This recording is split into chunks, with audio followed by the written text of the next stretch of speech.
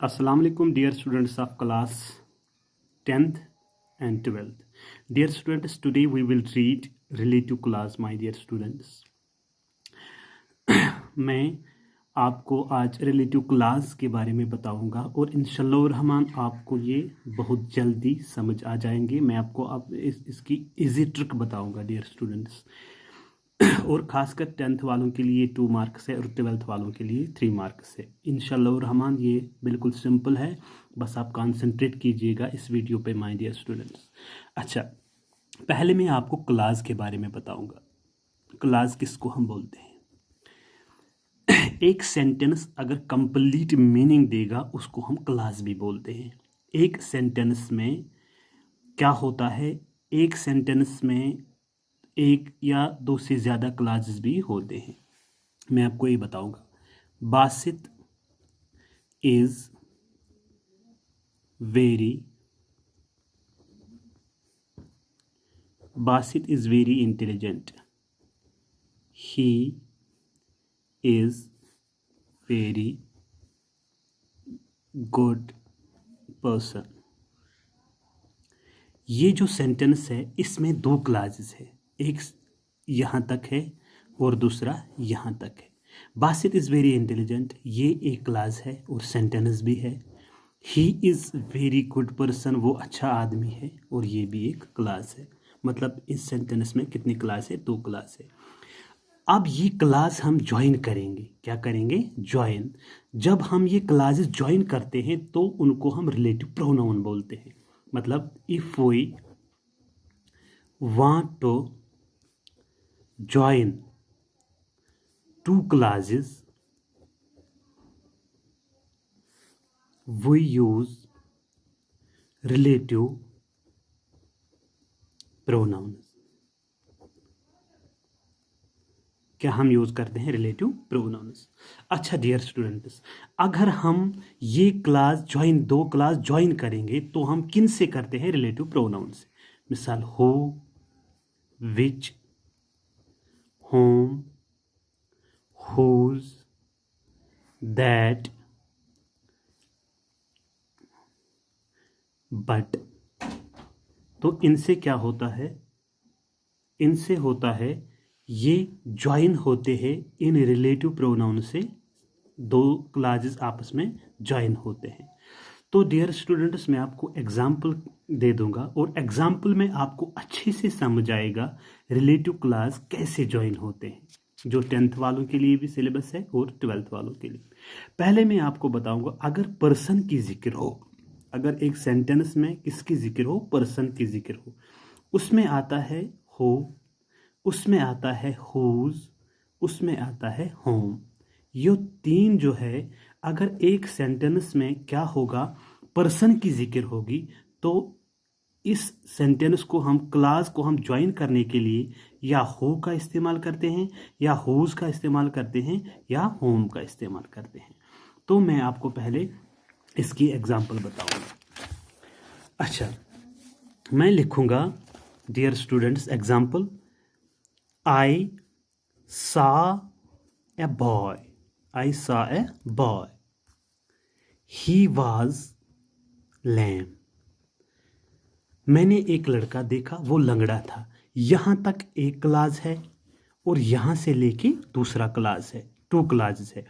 अब हम इसको ज्वाइन करेंगे। क्या करेंगे? ज्वाइन। तो ज्वाइन होगा किससे? रिलेटिव प्रोनाउन से। शाबाश। तो ये किसकी जिक्र है? यहाँ पे एक बॉय की जिक्र है कि नहीं?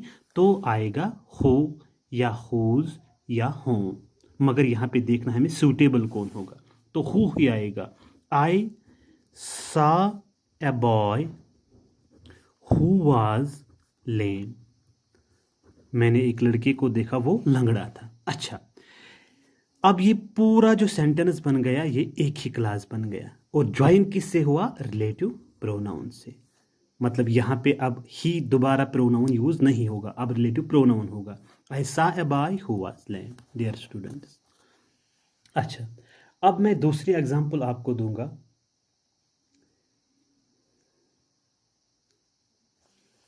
आई saw a girl. I saw a girl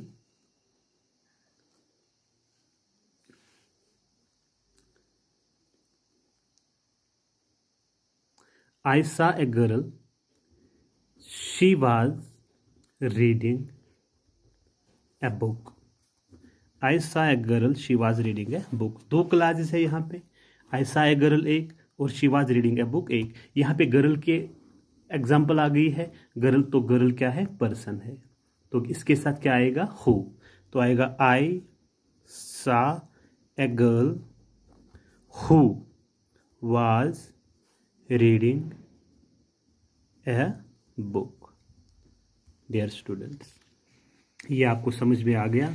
जब पर्सन की जिक्र होती है तो हु, हुज या होम आता है माय डियर स्टूडेंट्स। अच्छा, मैं अब लिखूंगा ही इज ए रॉग। वो एक ठग है। No one trusts him, no one trusts him. वो एक ठग है, उस पर कोई भरोसा नहीं करता है। तो यहाँ पे क्या है, पर्सन की जिक्र आ गई, लेकिन हु नहीं आएगा यहाँ पे। यहाँ पे होम मतलब थर्ड पर्सन को। He is a rogue whom, whom no one trust, whom no one trust, जिस पे कोई भरोसा नहीं करता है। यहाँ पे क्या आएगा, होम आएगा डियर स्टूडेंट। ये आपको समझ आ गया, मतलब यहाँ पे क्या होता है। मैं आपको ये बताऊंगा और एग्जांपल मैं आपको दूंगा।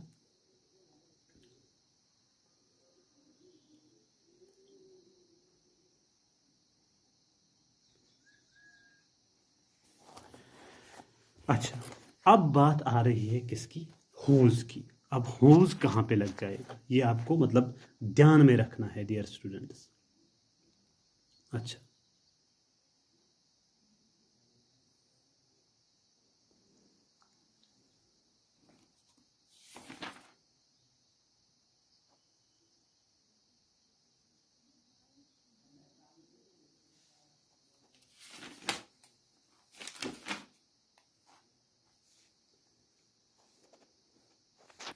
मैं ऐसे लिखूंगा, देयर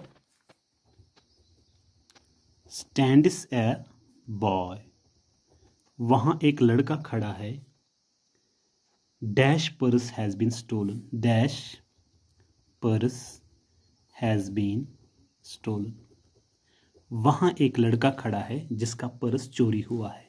यहाँ पे हुज आएगा, जिसका मतलब पोजीशन बताता है। तहवील मतलब कौन चीज किसका है, whose purse has been stolen. वहां पे एक लड़का है जिसका पर्स चोरी हुआ है। फिर से मैं बताऊंगा आपको, अगर पर्सन की जिक्र हो तो क्या आता है, हु आता है, हुज आता है और होम आता है डियर स्टूडेंट्स। नाउ अब पढ़ेंगे हम दूसरा, क्या आता है दैट। ये अब ध्यान ध्यान में रखिएगा, यहाँ पे दूसरा एग्जाम्पल भी मैं आपको बताऊंगा। अच्छा, that can be used for person, that can be used for person also, person also, but not nowadays, लेकिन आजकल नहीं, नॉट नाउ एडेज। पुराने ज़माने में करते थे लेकिन आज नहीं। ये आप यहाँ पे कंफ्यूज ना होना, दैट भी एक पर्सन के लिए इस्तेमाल होता है लेकिन पुराने ज़माने में, आज नहीं होता है। अच्छा, और दैट किसके साथ लगता है, एनिमल्स के साथ लगता है, एनिमल्स के साथ लगता है। एंड लाइफलेस, लाइफलेस थिंग्स के साथ लगता है। लाइफलेस थिंग्स कौन होते हैं, मतलब जो non living things, non living things होते हैं, उनके साथ क्या लगता है, दैट भी लगता है।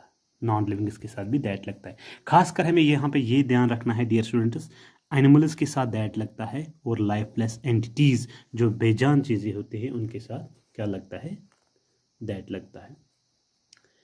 मैं आपको एग्जाम्पल बताऊंगा यहाँ पे। Happy is the man who is honest, happy is the man who is honest, who is honest. यहाँ पे दैट का इस्तेमाल भी होता है डियर स्टूडेंट्स, क्योंकि यहाँ पे आदमी की जिक्र है, हो भी लगता है, दैट भी लगता है, लेकिन आप कंसंट्रेट कीजिए किस पे, हो पे, क्योंकि ये पर्सन है। मैं आपको ये बताऊंगा, show me the road, show me the road, the road leads to Jammu. मेहरबानी करके मुझे रास्ता दिखाओ, वो रोड दिखाओ जो जम्मू की ओर जाता है। तो रोड है lifeless entity, non living thing, इस पे आएगा क्या, दैट भी आता है और विच भी आता है। विच अब हम नहीं पढ़ा अभी, तो दैट आएगा। Show me the road that leads to Jammu. अब दोबारा द रोड नहीं आएगा, क्या आएगा, दैट, क्योंकि ये लाइफलेस एंटिटी है। Dear student, this was the first lecture my dear student.